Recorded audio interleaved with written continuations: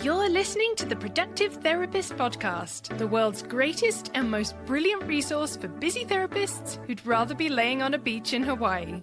Each episode is packed with simple tips and inspiring insights from the Productive Therapist team to help you grow your practice and have fun doing it. So without further ado, let's help you get more done and have more fun.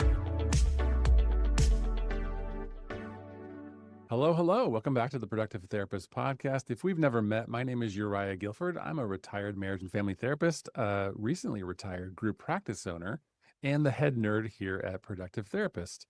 So my guest today is my good friend, longtime friend, Whitney Owens, and she's a licensed counselor, group practice owner in Savannah, Georgia, and the founder of Wise Practice Consulting.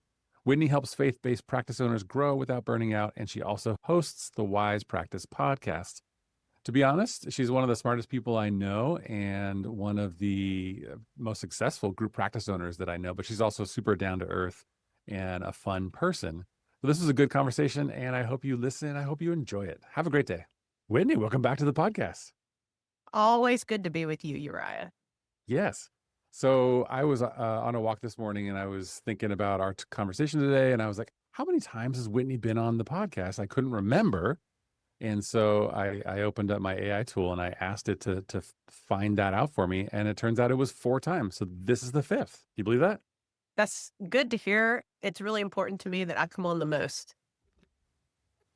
Right. And then it also told me that you've been on Gordon's podcast like 10 times. So I was like, all right, well, there you go. That's a record to beat. There we go. I'm actually in the process of scheduling for his show right now. So that's fantastic. Well, we do a lot of podcast swaps, which is fun. It is. Yeah, when you have people that you know are knowledgeable and bring a lot of offering to the table, like I like having you on my show and speaking to my community because I know you're going to bring something valuable. Yeah. And offline, we have lots of really interesting conversations. So these are just, the ones that we choose to publish. There you go. Yeah. So we could talk about a lot of different things today. And for anybody who wants to know who Whitney is, Wise Practice Consulting, go check it out. We will talk more about what's coming up. An event in Nashville, which is really cool, and all the things that Whitney's got to promote. But we're going to talk about group practice systems, because Whitney and I are both group practice owners, and we know a thing or two about how to build a team, how to create a system that doesn't make your group practice ruin your life, right? And I'll honestly say, Whitney, like, this is not me just being flattering because you're my friend and you're my guest on the podcast, but like, you are definitely one of the most successful group practice owners that I know, and one of the sharpest, smartest ones. And frequently when you tell me like the things that you're doing and the things that, you're accomplishing in terms of like referrals and growth and all these kinds of things, I'm frequently like, holy cow, this is awesome. You're amazing. Thank you. Yeah. I'm glad we recorded that. There you go. So if anybody ever wanted to listen to it when I get discouraged as a group practice owner, but Uriah thinks I can do it. That's right. We all have our up days and our down days, but yeah, you've done some awesome things. So I'm curious, like, if you think about like different kinds of systems that a group practice owner needs, whether they're like in year 1, 5, or 10, like what are the ones you think are most important? Well, because of who you are and truly because I love it, the intake process. Number 1. Yes. If you have that down, you were going to lose so much money and you're not going to get clients anyway. So I don't know how much you want to go into each one, but I would say that's the first system you got to get down. We could probably do 3 podcasts just on getting intake in order. Is at the top. That makes sense. You've definitely got to have a process for your billing. Cash pay or insurance, which obviously insurance is just a whole nother dynamic of what you have to have in place. And you have a great course about that. You have a great course about both intake and billing. Definitely. Yeah. So those are definitely some that you have to have down. And then you got to start really thinking, I guess it really just depends on the size of your team and kind of where you're going. Some other really important ones are hiring. You got to have a really nailed down process for hiring. And I can say that for me has changed so much over time. Something I talked to lots of group practice owners about. The most recent changes I made was hiring less based on experience and more based on values. Yeah. And that's been pretty game changer for my business. Intake, collections, hiring. That makes sense. Yeah, I mean, there's certainly other smaller things that we could go into, policies, procedures that you need to have, like a cancellation policy is really important. You got to have that down. Um, or we could kind of talk about softwares when we're talking about systems. I guess Yeah. ways, and we didn't like clarify this now that we're clarifying it. I've always thought of a system as like the actual software that you use to do something, and then a process is the actual hmm way that you do something in your business. Am I understanding that correctly? Yeah, I think that makes sense. Yeah, I kind of think of the system as the overall thing, like the overall thing, kind of like a family system, right? Okay. And then like I don't know. Yeah, at the end of the day, it doesn't matter how you define it, but we're just talking about we're talking about like areas of your business that need to be systematized. hmm Otherwise, it's just chaos, and you can't grow if you're living in chaos, right? hmm Um, so yeah, intake collections, hiring, and then there's lots of different aspects of a business. Obviously, marketing is a That's gonna use whole that one like next. Yep. component because it's like you got to have good marketing to bring in the inquiries, and then you have to have a good intake team and processes to convert those inquiries to clients, and then you have to be able to hire good therapists who will do good work to like retain those clients Uh-huh. and all of those things. Yeah, that makes sense. Yep. Um, A good financial system too. Financial systems, yes, yeah, and I know Get you've my money. recently yeah, you've recently gone through like the EOS, the Entrepreneurial Operating System process, which is like really dialing in your systems, right? Oh To yeah. to get it really running smoothly. Yeah. Mm, hmm Yeah. Okay, so let's talk about the problem though. The problem is group practice owner overwhelm. Tell me what All the like time. like for your consulting clients, for yourself, for your friends and colleagues, what do you notice about the overwhelm of running a group practice? And then we'll get back to the systems thing. hmm Huh. I'm gonna go with what I notice in advice. I'm gonna kind of just free flow here. A lot of practice owners don't acknowledge where they're actually at. Hmm. Right. So we want to do it all, be it all. We don't want to acknowledge weakness. We don't want to be vulnerable. I just was coaching someone earlier today where she was like, I just want to protect my team and I don't want them to see this stuff. And I'm like, okay, well, good luck. Like, you're not going to go very far. Like, yeah, you've got to have a few people in your business, your leadership team. And she has a larger group practice. I'm like, your integrator has got to know what's really going on. And yeah, that Mhm. is a little personal. So I think that really being able to look at things, acknowledge things, and talk about things. And a lot of group practitioners don't do that. So they're super overwhelmed. I mean, I think the classic example is your finances. Sometimes I have to force people to get on the phone, on the Zoom, pull up your P&L because they won't look at it without me sitting there with them. Oh yeah, Right? They right. want to bury their head in the sand about their money. And like, we can't make informed decisions until you actually do this thing. Mm-hmm. Mm-hmm. Yeah. So one source of overwhelm is just not being honest with yourself about where you're really at. Yeah. Uh-huh. Uh-huh. Yeah. And then you're feeling overwhelmed and you don't know where it's coming from. So I think a lot of release occurs when we're honest with ourselves and with our colleagues. So it could Mm-hmm. be people in your mastermind group, it could be your leadership team. But I have found authenticity for me is key in feeling better. Even just today with the Wise Practice business Yeah. that I treat as my integrator. And I like finally was verbalized some stuff. I was like, here's stuff I've been holding back on, and like, this is what's really going on in the business. And I was like, oh, I feel so much better now. Like I was Mm, holding that stress and that was making me overwhelmed about the actual business itself, like the structure of that's it. interesting. Really, it was just about this thing I was processing about my business. Yeah. I think that's a really good point that you're making about being vulnerable and honest with with yourself first, and then also with your team. Obviously, you can go into the realm of oversharing and being too vulnerable, and that's not a good leadership quality. But yeah, I think for a long time for me, I just felt like I had to have all the answers and know how to solve for everything, and it was not real. It's never real. And I remember early on, like maybe year two, I remember one of my clinicians said to me, well, clearly you're just figuring this out. And I remember feeling kind of like devastated, like, oh no, he knows that I don't know what I'm doing, which is funny to think back on because yeah, of course I didn't. But yeah, you can be vulnerable and confident at the same time, I think. 100%. Yeah, Yeah. yeah. So another thing that I see is practice owners want to save a buck. Yes. So they do a lot of stupid stuff. And look, I'm Let's gonna be put real. part of that stupid stuff. So they don't hire out for something that they need, right? Because they don't want to spend Sure. well, I could do that myself. I want to save the money. Or they spend all this time and energy like fixing something or calling Comcast. It's like, why are you doing that?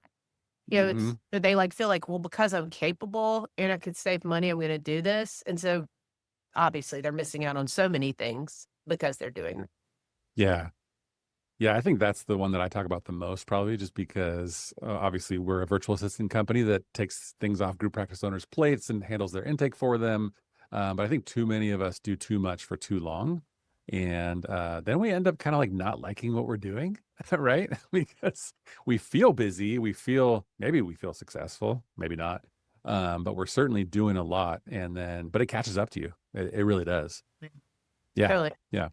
Group practice owners are seeing too many clients, I agree. I too many agree with clients. that. Can't Yeah. make business. So then they're overwhelmed with their business because they're not making space to actually do the work. Now I have to give this thought as well.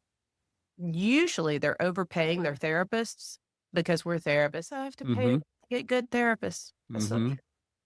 And then they're paying them so much. So the shocking truth is you Hmm. see clients who you can pay your therapists. And when I tell people that, they're like, no way. And then I'm like, okay, go run your numbers and figure it out. And then they run their numbers. Like take your numbers out of it. Is that what you're That's saying? right. Yeah. Well, okay, it's kind of like this idea, like a practice owner that I knew one time had like 9 therapists at his practice. Mm-hmm. And I thought he was paying too much. He was having to see 20 clients a week. Now, if you've got 9 therapists at your practice, seeing 20 clients a week is a ton. It Well, is. it's because there needed to be enough revenue to make payroll. No, that was not completely said, but I think it can be said. I knew another practice owner who was paying her therapist 70% as a Ooh. contractor. And I was like, Mm-hmm. yeah, you're Mm-hmm. going to have to make sure you're seeing clients because you're going to have to cover the overhead because you're not getting enough money from that other person to cover it. You're literally working so that person can make 70%. Right. She started running her numbers. Lo and behold, it was true. Oh, that always crushes me when I see somebody say, like in a Facebook post or something, like, I used to make more money when I was solo. And that's not the fault of a group practice model. That's just the fault of like your compensation structure, right? Yes, actually, I have another one right now. She just messaged me yesterday. I've been working with her just over a year. And when she came to me, she was making less than as a solo owner. And she finally messaged me this week and said, I finally have numbers that work. And now I can Yeah. make profit. And Whitney, I am happier than I've ever been and the least stressed I've Wow. ever been about my group practice. There's nothing that can bring my heart more joy. That's amazing. Yeah. But she had to change her Yeah. compensation structure and it was really tough making those Right. decisions. But now she's happier than she's ever been. That's great. And those are hard decisions to make because it's easier to pay somebody more. It's always hard to pay them less and keep them on board, right? Well, Mm. yeah. It's funny, like when I think about overwhelm in my business or my businesses, whenever I'm making money and things financially are going well, I just feel less overwhelmed. So if you are working hard and you're not making good money, that is a double whammy, I think. Yeah. Now, here's the part that happens for me. I want to protect my team because Okay. I don't want to overwhelm them with work and make them not like their job. So then I don't give them things and then I take them on. So, like, my Right. classic example, I'll be like, hey, can you do this task? And they might say, I'm at capacity or I can't take that on or that doesn't sound fun. Mm-hmm. I'll say that. But so Mm-hmm. then instead of saying, well, it's part of your job and you need to do it, I go, oh, okay, I got it. And then I take it back on. Then I start Yeah. that, I got 20 people that work for me. So then I start doing that for 3 people, 4 people. And I'm like, oh, I'm drowning. That's interesting. I did that last week actually. And then I came to my senses. I was like, okay, well, there's more than one solution to this problem. And the problem being like I asked somebody to do something and they genuinely don't have, I think, the capacity to do that thing. But the answer is not and probably shouldn't be like, oh, okay, I'll just do it. right? Mhm. You got to Yep. find the right person to do the thing. I got a question for you. So, in all of your consulting and the work that your consultants do, because you have people working for you providing consulting too. I want folks to know that. Um, what do you think is like the main thing that you find yourself telling people, the main task or role that you find yourself telling people, like, hey, you should really find a way to stop doing that or stop doing that as much? The thing that's not clients, seeing clients. Mm, I mean, the first thing that came to mind when you said that is just menial tasks, Okay. right? Someone, yes, I mean, maybe I shouldn't say this is menial, but something that someone else could do for you. Let's say it like that. I Right. mean, it's yesterday. I was talking to a practice owner and I'm like, "You're overwhelmed?" And he said, "Oh, yeah, I'm so overwhelmed." So, what you got going on? Well, I got 5 interviews this week. Okay, that's a pretty significant number of interviews. And I was like, "Okay, well, did your assistant schedule them all for you? And did she do the screenings for you? And then you're really just showing up for the interview?" And Mm-hmm. the embarrassment on their face. No, Right. not at all. And I'm like, "Yeah, you wouldn't be overwhelmed if you had had someone else do all that for you." And he was like, "Well, I Yeah. don't want to give her too many hours." And I'm like, "So you want to save a buck?" You know, back to what we were talking about. But yeah, like you would be less overwhelmed, have more space if you had let somebody else do these things for you. Just today, I've been doing like a lot of podcasts lately, and I've been filling out those, every podcaster Oh, says, sure. fill out our form. And look, Right. it takes a while. It takes like 10 minutes. And I'm like, I got to do that for all these shows. So finally, I was like, I'm done with this. I'm giving it to somebody else. And I did. And I was like, I just Nice. 10 minutes of my time. I That's was great. less overwhelmed. You know what I do with that? And I'm assuming that you meant you gave it to another human, but I will take a screenshot of the form that I'm filling out for a said podcast.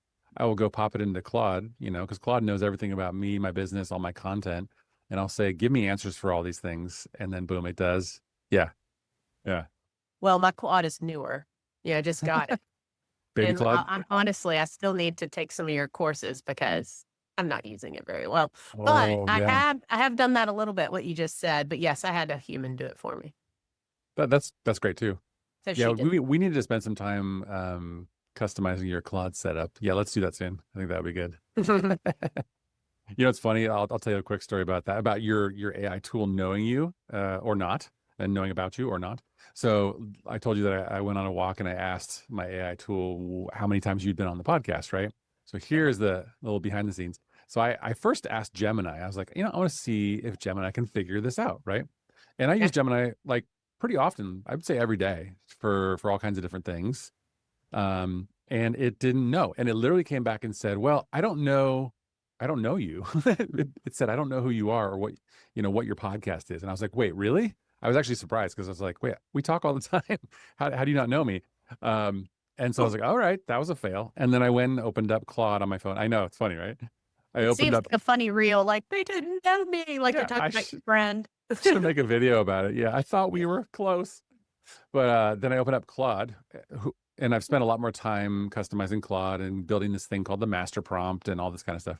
So I asked Claude, and it knows exactly who I am and what my podcast is. And then it goes and does some searching and tells me 4 times and shows me which episode. One was the one we did in Lake Lure, like a group episode. Remember that?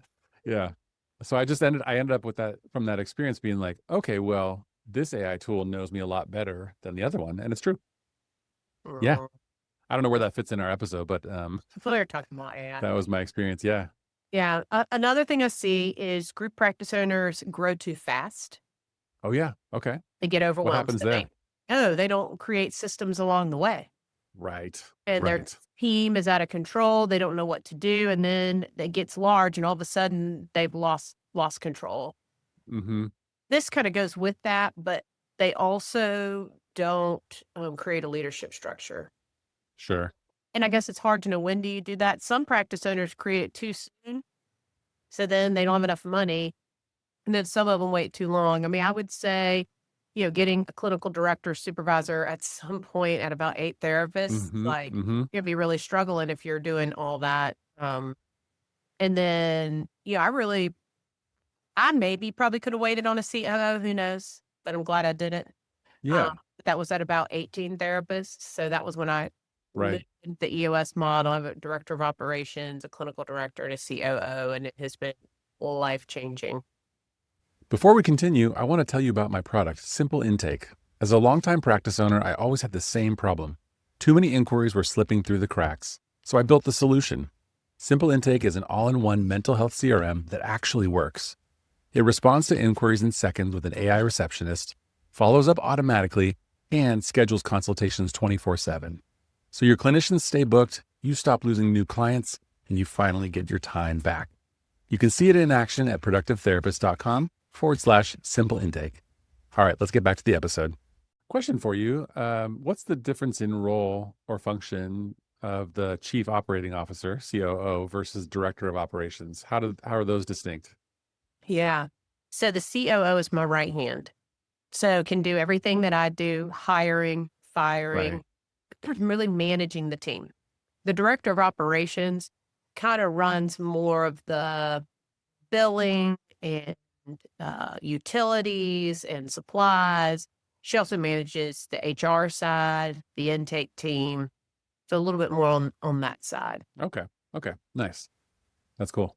Now, you've done a good job building a team, and I know you've made a lot of changes even in the last year or so. Is it feeling better? Is it feeling more like streamlined and good? So good. Yeah, that's Okay. awesome. Yeah. Yeah. I know you know this. My father passed away just a couple of weeks ago, and Mhm. the day that I found out, obviously, was like just weird. Like you feel like you're in a haze. Like, did that just happen? Sure. But it's like this moment where I'm like, I need to get everything figured out now because I'm probably going to crash in a Mm. little bit, you know? Mhm. Mhm. So I was able to call the director of operations and the COO. And I Yeah. said, I'm done. Don't reach out to me for, 10 days. Message the team. Here's my email. And that was it. Like I felt so good knowing that my practice was going to be fine, that I could take time off that I needed. And we had all the systems in place to make that happen. It was the only thing I had to stay around and make decisions on was the building, but I am Yeah. buying it. So, That's kind of a uh, critical piece. That is mhm. so cool. And I think that is one of the maybe less talked about um, benefits of building a good team with good systems, good SOPs, and all that kind of stuff, is that it not only makes your day-to-day life better and more manageable, but it makes it possible for you to be there for your family when you need to be, or step out when you need to be, and also, of course, take vacations. But I think about that a lot because my longtime business coach would often talk about how her business allowed her to care for her mom when she had cancer, and also to care for her sister and be there and take her to appointments when she had cancer too. Like a kind of a tough cancer journey for her family. And she didn't lose money. She didn't have to take time away from work that impacted her income. And I thought that's a unique kind of freedom where it's like, yeah, of course I have time and I have money, but most importantly, I can be there at the critical times for my friends and family. I think that's cool. Mhm. Thanks for sharing that. I appreciate that. Yeah, yeah. Yeah. Another thing I wonder if people ask them going backwards here, I said you grow too fast. I think a Mhm. lot of people wonder, what does growing too fast mean? Okay. I'm curious if you have an answer to that. Yeah. It's funny. My MO has always been slow growth. So like, Huh? I don't know what that looks like personally, but I know I pay attention to a lot of therapists and what they're talking about online in terms of their growth journeys. And I see the stories, I hear the stories, and it's chaos, right? It's like, yeah, things are great. We have a lot of referrals, but we're all juggling too many plates. My intake coordinator's feeling burnout, and things are breaking and not happening, and they can't step away. They're working nights and weekends, that kind of stuff. And there's a phase of growth where it's like, yeah, that makes sense. You got to do what you have to do to build it, but it's not sustainable. Yeah, I don't know. What do you think? Mm. Well, I like to have a number. I like to quantify. Okay. Yeah. Sitting here thinking, maybe if you grew by more than 30%, Mm-hmm. it might be something. No, I mean revenue. Yeah. I mean staff. Okay. Right. Now that's growth. You Mhm. actually, I've been doing a lot of research. I'm creating a longevity program for Water's Edge. So Oh, cool. therapists staying longer based on research I did with team members and research ever since I Gotcha. started the group practice and people leaving. But one of the things I researched was like, what should I expect for turnover? Uh, the average mental health facility, practice, Hmm. all that kind of stuff, 30 to 50% turnover every year. Wow. Okay. I was And did that seem surprised. high to you? Yeah. Seems high. Yeah. Hmm. The average business gets about 10% turnover a year. Really? Yeah. So that means I should anticipate 30% of my team to quit this year, Yeah. which actually I'm at about the 30% mark now, and we're halfway through the year. Okay. So hopefully no one else is leaving. But I've now learned to hire in advance, knowing that that's going Sure. to happen, and that actually really, really helps. But if I were to hire 60%, that would be too much, and anyway. Yeah. Yeah. Yeah. That is fascinating. I remember when I was doing growth projections with my business advisor and I was like, I want to grow by 50%. And he was like, well, how about like 15 or 20?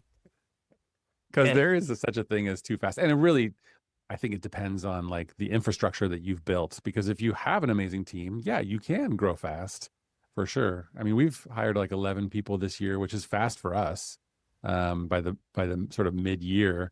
Whereas in the past, I think the most people we ever hired at Productive Therapist was like 15 in a year.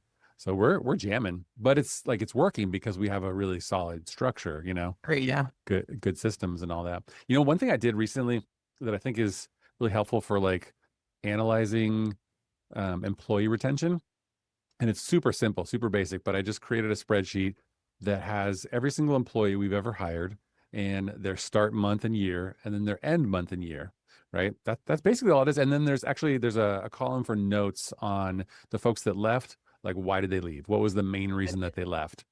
And then I just connect Claude to that and say, hey, tell me how we're doing on retention, or how's this year compared to last year? And with that very small data set, it can give me a lot of information over time. That's exactly what I did. Did you? Nice. Nice. I put a lot more stuff on my spreadsheet though. It was like, what age was the person when they started working for me? What phase of Yeah. life? Like, were they married, Yeah. single, kids, no kids? Because I've been trying to figure out like who are the ones that stay longer? What should I be looking for? You know what I also noticed is Huh. male therapists have tended to stay longer. No Percentage. kidding.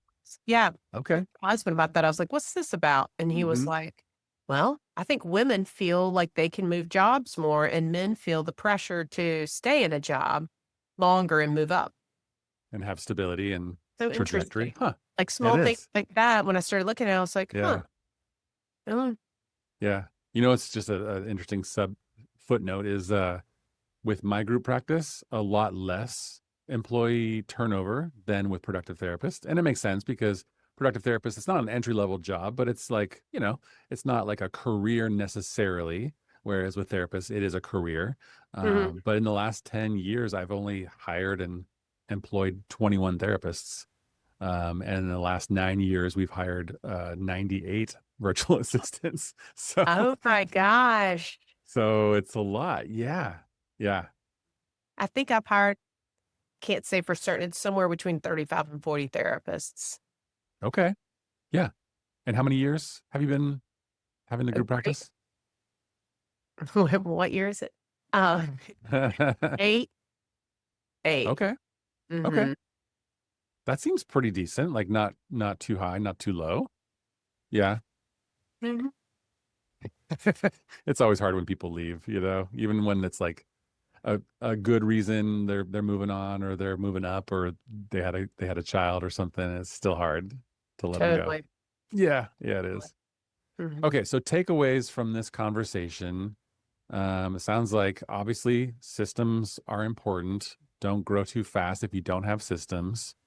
Don't do too much for too long because you will crash. Anything else? What else do you think we should put as the takeaways Yeah. from this? Don't save a buck. Yeah, don't be cheap. Don't save a buck. Yeah. Yeah, that's a good one. I kind of wanted to I don't really do short form video, not nearly as good as you at least, but I wanted to make a video. You do. You make good reels. You do. Mhm. Or you used to. I don't know. Thanks. But I wanted to make a video on like, you know what? Listen, outsourcing. There's talented, brilliant people all over the world, and some of them cost $5, some of them cost $50. but don't make price the main decision, the main deciding factor, because it's easy to try to save money and not hire the right person for the job, and you will regret it. Right? Mhm. Totally. Yeah. Yeah. We also talked about being authentic with yourself and with your team. Yeah. Yes. Vulnerability, professional vulnerability is really helpful. And just asking for help. I think that's one we didn't quite dive into that one too much, but I remember the time when I realized, wait a minute, why am I trying to do all this on my own and not even tell my team what's going on? I know you've been through that too. Because we have a big purpose, a big mission. We're here to do something really amazing, and we gotta assemble the Avengers. That's right. That's a good one. Yeah. Yeah. Yeah, Mhm. exactly. Yeah. Well, this is fun. Thanks for being on again. It's always good to talk to you, Like, of course. Yeah. it's great. End scene. Okay. We found our way through that. That was good. We didn't talk about the summit at all. Oh my gosh. Let's talk about it right now, and then we'll just edit it in. How about that? This sounds great. Let's do it. Yeah, talk about wise practice consulting. I'm so sorry. Oh my gosh. We talk about did I just- Nashville. I never do that. I just did my whole wrap up and didn't even give you the floor. It's totally fun. We were having a good time. That's funny. All right. So there's an event coming up that I'm pretty excited about, and it happens to be going on in Nashville in October. Can you tell us? Yeah, it's the Wise Practice Summit. This is funny because this is my 5th conference that I've hosted. It is It's my amazing. 5th time on your show. And you've come to every one of them. So, yeah, so the Wise Practice Summit is going to be in Nashville, October 8th through the 10th, 2026. We're staying at the Sheraton Hotel. Now, this hotel is special to me because 4 years ago, 4 years ago, That's last right. Mm-hmm. you and I were there. And that was when We I were. created this consulting business. It's Sitting- amazing. Mhm. Yeah. Yeah. We had a really good time at that event and had some good conversations, and it was fun. It's cool we're going back there. I remember when I checked in, I saw that you could check out a portable record player. I don't know if you did that when you were there, and they would give you you could pick records and take it to your room and play it. 'Cause Mhm. it's the Music City, right? So I was just like, this is so cool. Huh. Well, they have Yeah. karaoke rooms now.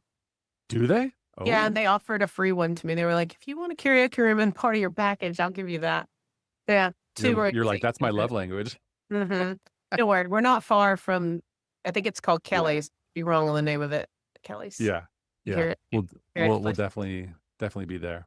Yeah. So I just want to have to say this part. So that conference I was kind of in a weird place in my life right then. I'd left one Mhm. consulting agency trying to decide what I was going to do next. And then my wing girl at the time was supposed to be there with me. We were going to share a room. And then she had to bail out for something had happened that she couldn't make it. And I was like, oh, I'm going to have to go by myself. And even though you were there, we were friends, but I'd only seen you once ever. So I was kind of like, Yeah. what's that going to be like? And I knew a few people, but I didn't have any like strong relationships. I was nervous. I remember that. Yeah. Like, hey, I guess I'm going to do this. And oh my gosh, it was so great. That's when I met Brent Woods, who now has been videographer every year. I met Nathan Hansen, and, we became good friends and still talk. And so it's just, when you go to these conferences, that's when you can make these relationships that stay with you for a long time, or you're developing the relationships you've already had, or you're coming up with these new ideas. Like I literally started a business sitting in that room that has made me all this money and fun and have been able to help so many people through it. Like, what would have happened if I hadn't gone? Maybe it would have happened. I don't know.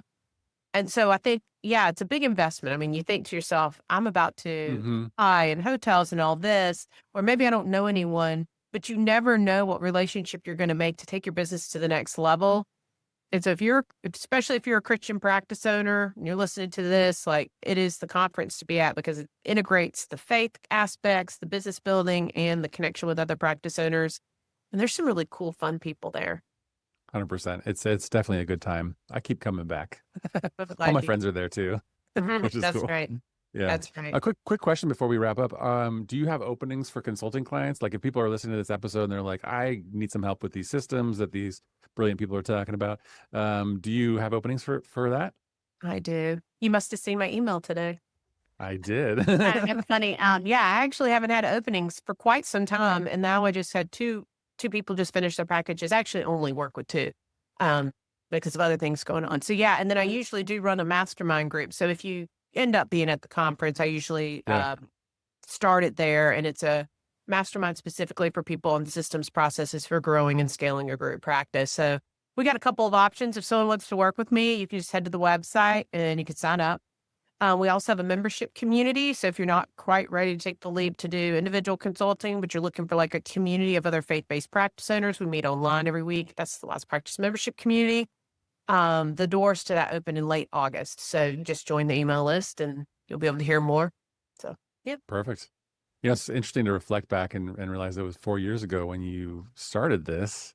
And it is really amazing how much you've done. I know the first year was pretty challenging, but between the community and the summits and the consulting, I think you're doing awesome. Thank Good. you. Well, I Yeah. have good people by my side encouraging me along the way. So, Definitely makes all the difference. Cool. yeah. Well, thanks, Whitney. I'll talk to you soon. Thank you. That's it for today. Thanks so much for joining us. If you enjoyed this episode, please leave us a review and hit the subscribe button to make sure you never miss an episode. If you're looking for more personalized help, you can reach us through productivetherapist.com. Thanks so much for listening. We are Productive Therapist, and this is the podcast that helps therapists get more done and have more fun.